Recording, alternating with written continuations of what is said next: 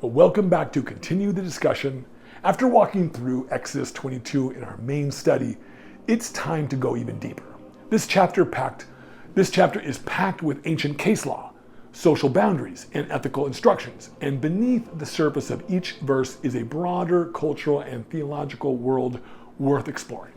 Today, we're going to discuss 4 key areas that didn't make it fully into the deep dive: ancient Israelite conceptions of law and authority, the practice of oaths and divine arbitration, comparative laws in ancient Near East, and how Exodus 22 laid a foundation for the prophetic tradition and even later Christian ethics. We'll also reflect on how all this connects with God who is, and how we as people seeking justice and compassion can live these values today. Let's begin with law itself. One of the greatest misconceptions people have when reading the Bible is thinking of it as a flat rule book. But ancient Israelite law wasn't just divine command, it was part of a relational covenant. Unlike Mesopotamian law codes like Hammurabi's, which were royal edicts that emphasized centralized power, Israel's laws emerged within a story. God wasn't just a cosmic ruler. He was a liberator, a redeemer, and a covenantal partner. That difference matters. In Exodus 22, we see laws that protect both property and people, but we also see God's personality woven through them. The poor, the widow, the orphan, the foreigner, these were not politically useful groups, yet God centers them. His laws elevate compassion above mere control. This relational dimension makes Israelite law unique. The Torah didn't just structure society, it taught the people how to reflect the character of their God. In that way, the law was theological anthropology. It taught people how to be human in God's image. Now let's talk about oaths.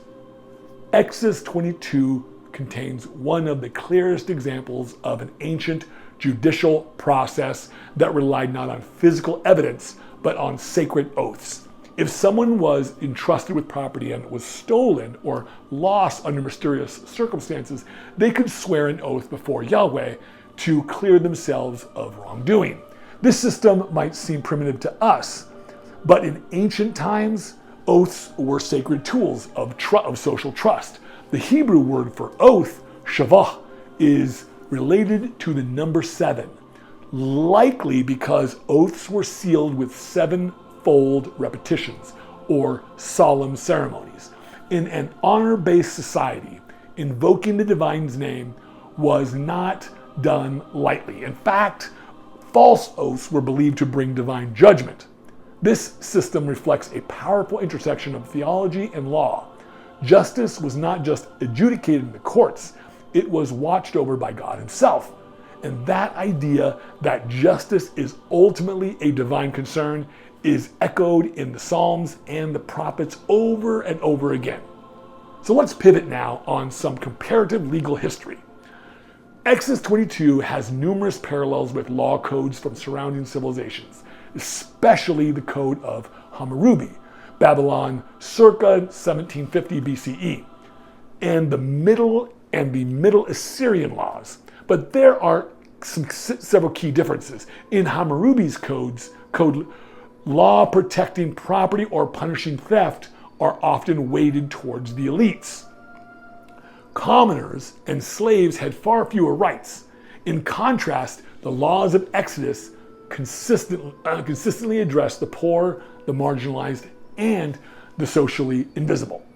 Where Hammurabi might find someone for abusing another slave, the Torah demands full restitution and often elevates the humanity of the victim above the status of the property.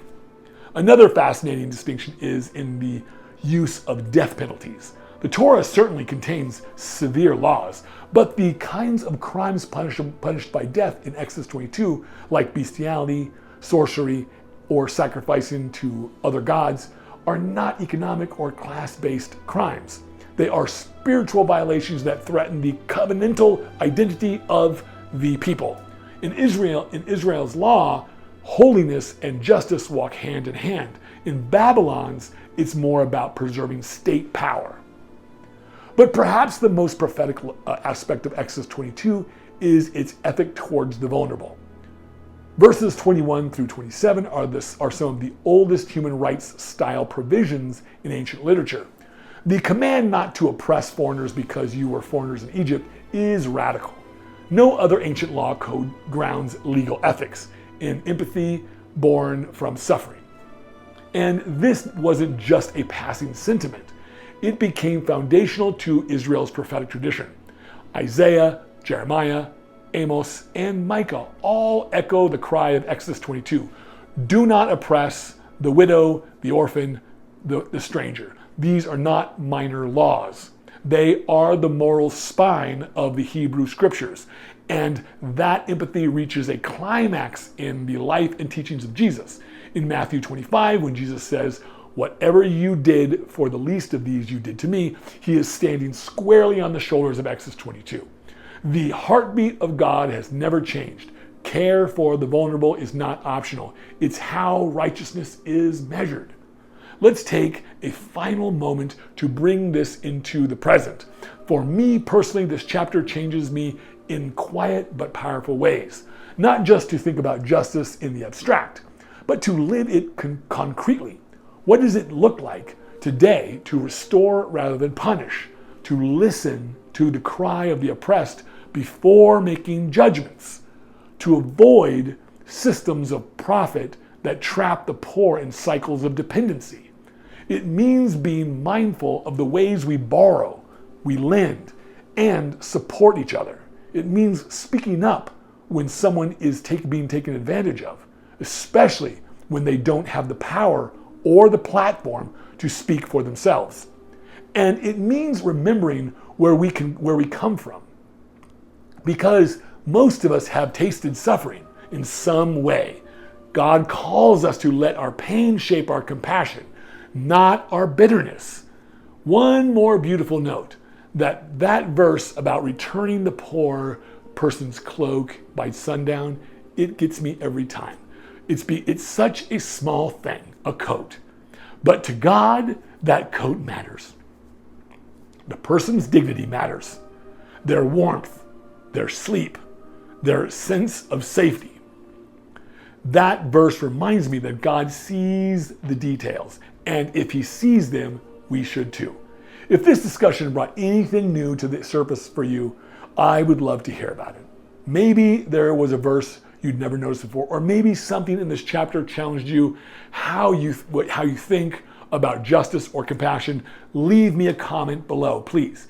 I would love to learn, and I would love to hear about it. Thank you so much for sticking with me this week through Exodus 22. Thank you again for sticking with me as we dig into these sometimes difficult, sometimes beautiful, but always holy texts. I can't wait to see you in the next episode. Until then, may your heart be guided by empathy, and may your life reflect the same justice and mercy that shaped Israel's law and still shapes God's people today. See you tomorrow in the next chapter.